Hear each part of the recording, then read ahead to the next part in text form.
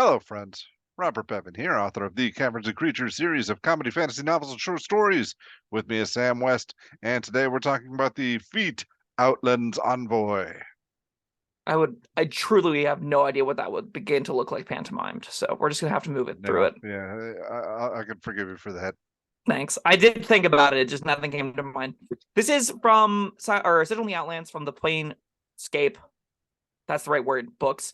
It is a 4th level prereq requires Sign on the Outer Planes, which we've talked a lot about, and I'm sure we're gonna talk about in this one. You can get it as a background, and if you can get it as part of your background, it is a lot less feels baddie. But generally speaking, you don't want to take that feat if you can take any other feat. Anyway, so yeah, 4th level, it requires Sign on the Outer Plane. It also requires you pick the Outlands for your plane whenever you pick that feat, which basically just means you are locked into resistance to psychic damage in the Mage Hand cantrip. And that is kind of like the best cantrip you can get there in my rating. Like either Illusion is fine, Guidance is fine. I think I like Mage Hand the most from that selection, so I could see this being accessible to a lot of people with that background. This is like, oh, Mage Hand is cool, psychic damage is whatever, but I'll take free Mage Hand with my background, why not? And this is then an option for all of those characters, is where I think the option will land. So what this says is you've spent significant time in Sigil in the Outlands, Sigil or the Outlands, the crossroads with the multiverse. Being steeped in converging planar energies grants you these benefits. My God, reading is so hard for me today. Your ability score increase an ability score of your choice by 1 to a maximum of 20. That's good. That's great. It is almost as good as a regular ability score increase. And then it also comes across with Emissary. You learn the Misty Step and Tongue spell. You can cast each spell once using this feat without a spell slot, and must finish a long rest before you can cast that spell again in this way. When you cast Tongues using this feat, you require no material components. You can also cast these spells using spell slots you have of the appropriate level. Spellcasting ability is the one chosen when you gain the Sign of the Outer Planes feat. So that's not the same as the ability score you might increase here. Whenever you have Sign of the Outer Planes and picked int, if you're increasing strength with this because you're like a Eldritch Knight or something, this uses your int, not your strength, or all what that's worth. So, right. What's your take, Bob? What do you think about this thing? You gotta really, really want tongues. Yeah.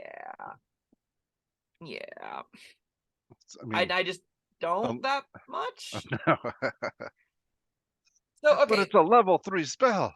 And the immediate comparison to this is Fate Touched, right? That's like the elephant in the room, which is you increase your int wizard charisma score by 120, and then you get Misty Step and a divination or enchantment, a 1st level spell of your choice. And it gives you all the others. You can use spell slots on them. You can cast them without spending a spell slot, all that fun stuff. So it does basically the exact same thing with you get Misty Step and a spell. The difference is you can get either a Tongues or a 1st level divination or enchantment spell of your choice. And the other big consideration, and actually this is the most meaningful one, is you can bump your Dex, Con, or Strength with with Outlands Envoy, and you can't with Fey Touch. Which means I think this feat basically is locked into being something that Rangers, Paladins, Wizard, or Fighters, Rogues consider, and not something that full casters will consider over Fate Touched. Is where I think I'm mainly going to land on this thing. I could see that. If you really want Misty Step, but you'd rather enhance a physical ability, that could work. But I mean, I like the thematics here. Outlands Envoy, you are the translator. You got the Babel fish in your ear, but it's I don't know. I just have trouble getting excited over tongues. Yeah, I do too. But I think actually compares pretty well to comprehend language. So like if you're in, this is one of those few feats where it does actually I think lend itself to play very well in the setting it's designed for, which is good. Some of those feats should exist, and this is one such one, right? If you are Sigil in the Outlandsing and language suddenly matters, this is kind of like a ritual version of tongues. And that's not nothing. That's like a fine little 1st level spell equivalent, maybe in some instances. Like it's gonna be less useful in more circumstances than an average enchantment or divination. Maybe not divination, but 1st level enchantment spell probably is gonna be. Like I think I'll take Charm Person more readily over that. But it still like will have some amount of utility if your job is to go around the Outlands and solve a bunch of problems. If you're playing that adventure path, that seems like a pretty reasonable thing to get, especially alongside a 2nd level spell you're gonna often want. I like that. I think that's a good place for this thing to be. I also like that it does have a small amount of flexibility where outside of that setting, if you are in a world either that tongues matters or in a world where you have a 17 dex that you really want to be an 18, I'm into it. I think that's a fine thing for a rogue to pick up. I think it's a fine thing for a ranger to pick up. It's not going to be the highest impact thing in the world, nor is it going to be something I'm going to take immediately. And again, having to have the background really hurts this thing. Like you don't want to spend 2 feats on this ever. I want to make that abundantly clear. Just take Fate Touch. That's way better than taking this twice. Like taking ability score improvement and Fate Touched, right? If that's ultimately where you're at. But like, if you're already guaranteed the background and you're one of those archetypes that wants the strength bump, that wants the dex bump, I could see this being something you consider. Especially like paladins, I like this a lot on, just because them being able to use Misty Step using their second level spell slots is really cool. Just to be like, I'm on top of your face, smite. Like, that's very fun. Sure. Yeah, I don't really have much else to say about it.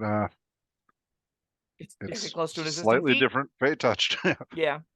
I guess we can touch on, so like we just did a video where I ranted a lot about the spell that doesn't need to exist, Summon Reaper or whatever. No, it's Spirit of Death. Yeah, that one. Sorry, that I thought of it as Summon Reaper because that's what it probably could be named, because that's functionally what it is.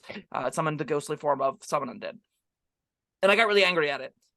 I do think this feat is close to that, actually. I think Tongues isn't so unique or different that this really justifies existing whenever Fate Touched is right there. Like, this isn't that big of a new thing. Yeah, but it's still different enough to where you can spot the differences. And like you said, there will be some niche, builds that would prefer this over Fate Touched if you're already getting Scion for free.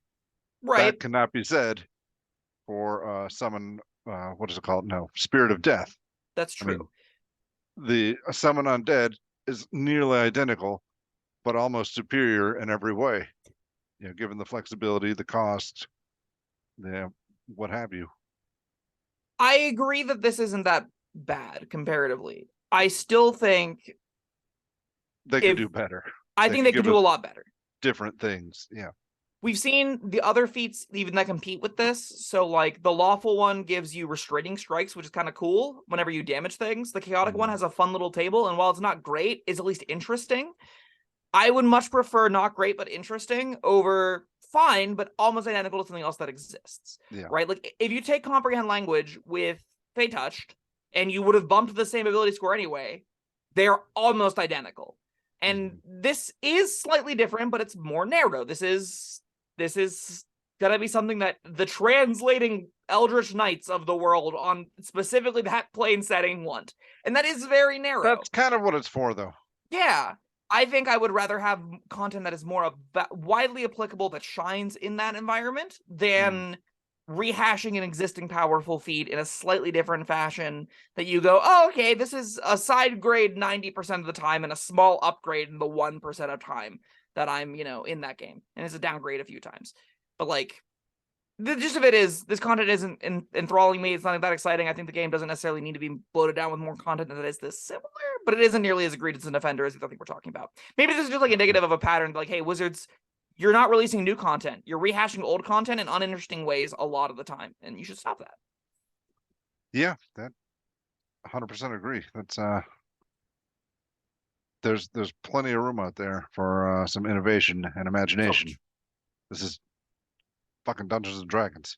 You can do whatever you want. It's incredible. That's why people love it. This is not that enthralling. I think spells honestly are used too much as a crutch in the system. They don't like making new abilities for some reason, so they're just like, well, it'll be shorter if we just staple a spell to it. And it's like, yeah, but that's not the point. It's less interesting in this way. Like, give us a new ability. Give me even a new spell if you want to staple a spell to it. Right? I was thinking, give me 5 languages instead. There's a speak called Linguist. I don't know if we've talked about it yet, but it is hot trash. It does basically that. Yeah. But flavorful. Like, for sure, agreed that what an Outlands Envoy is supposed to be. That seems like it should just be baked into its background, though, right?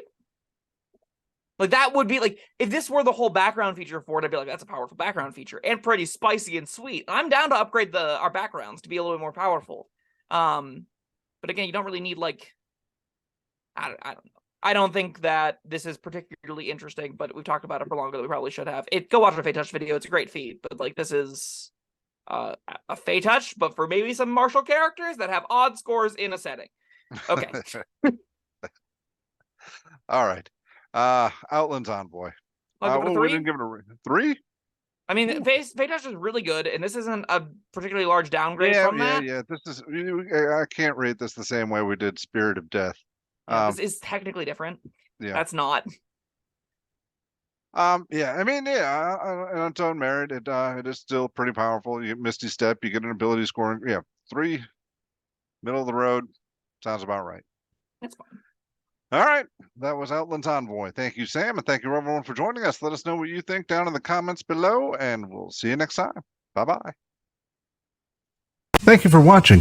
If you found this helpful, informative, or entertaining, I'd really appreciate it if you hit the like button below. You needn't smash it, a gentle tap will suffice. If you want to see more videos like this, subscribe to the channel. And make sure you check out the links in the description, where you'll find my Caverns and Creatures series of comedy fantasy novels, Sam's full review of the spell, and other fun things.